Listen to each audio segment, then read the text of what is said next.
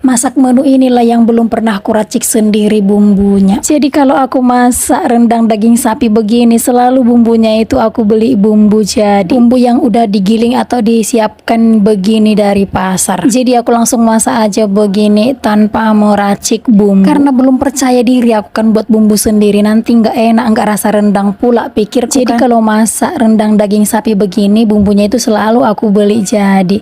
Memang sih jarangnya aku masak rendang sapi ini. Jadi ini video masakanku ini beberapa hari yang lalu. Bisa pula ya kan tekanan darahku turun. Jadi biar naik dulu tekanan darahku, belikanlah dulu daging sapi. Ku bilang sama Pak. Jadi dibelikannya lah 1 kilo. Inilah langsung ku masak, ku rendang. Tapi ada sedikit ku buat ku masak campur-campur sama sayuran. Nah, kembalilah ke masakan rendang ini ya kan. Pertama-tama tadi aku tumis lah itu bumbu rendang. Setelah bumbu rendangnya tanak dan wangi, aku masukkan untuk santannya. Setelah santannya mendidih begini, aku masukkanlah potongan daging sapinya. Nah, ini lanjut digaur-gaur kembali. Jadi tadi sebelum dimasukkan dagingnya ini, sebelum santannya mendidih, aku gaur-gaur terus biar santannya itu nggak pecah. Sebenarnya sih sebagian orang aku lihat masak rendang sapi ini bumbunya itu tanpa ditumis, langsung aja gitu dimasukin ke santan. Dan aku juga udah pernah coba tanpa ditumis bumbunya, aku masukkan ke santan, aku gaur-gaur aja. Menurutku sih sama-sama enak ya rasanya. Nah, ini rendang daging sapinya udah mau matang, tapi ini hampir 3 jam loh aku masaknya. Ada yang salpo nggak itu sama sendok makan yang aku campur di dagingnya? Katanya biar cepat empuk dagingnya, aku masukin juga lah ya kan. Nah, ini dagingnya udah empuk, udah matang. Terima kasih sudah menonton.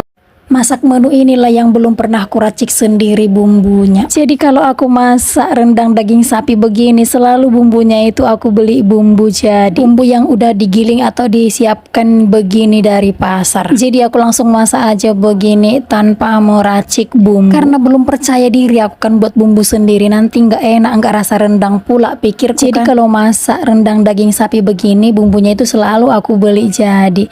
Memang sih jarangnya aku masak rendang sapi ini. Jadi ini video masakanku ini beberapa hari yang lalu. Bisa pula ya kan tekanan darahku turun. Jadi biar naik dulu tekanan darahku, belikanlah dulu daging sapi. Ku bilang sama Pak. Jadi dibelikannya lah 1 kilo. Inilah langsung ku masak, ku rendang. Tapi ada sedikit ku buat ku masak campur-campur sama sayuran. Nah, kembalilah ke masakan rendang ini ya kan. Pertama-tama tadi aku tumis lah itu bumbu rendang. Setelah bumbu rendangnya tanak dan wangi, aku masukkan untuk santannya. Setelah santannya mendidih begini, aku masukkanlah potongan daging sapinya. Nah, ini lanjut digaur-gaur kembali. Jadi tadi sebelum dimasukkan dagingnya ini, sebelum santannya mendidih, aku gaur-gaur terus biar santannya itu nggak pecah. Sebenarnya sih sebagian orang aku lihat masak rendang sapi ini bumbunya itu tanpa ditumis, langsung aja gitu dimasukin ke santan. Dan aku juga udah pernah coba tanpa ditumis bumbunya, aku masukkan ke santan, aku gaur-gaur aja. Menurutku sih sama-sama enak ya rasanya. Nah, ini rendang daging sapinya udah mau matang, tapi ini hampir 3 jam loh aku masaknya. Ada yang salpo nggak itu sama sendok makan yang aku campur di dagingnya? Katanya